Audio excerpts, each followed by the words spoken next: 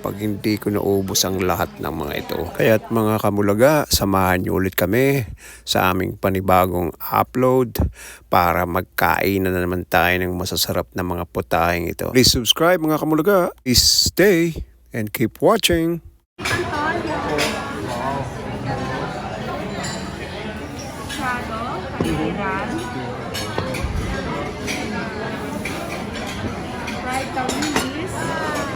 Picture naman kami ha. Plain rice. Okay. Play natin ha.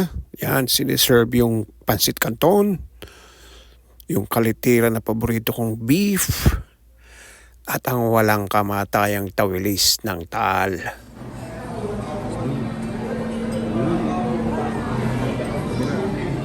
Kumukulo-kulo pa.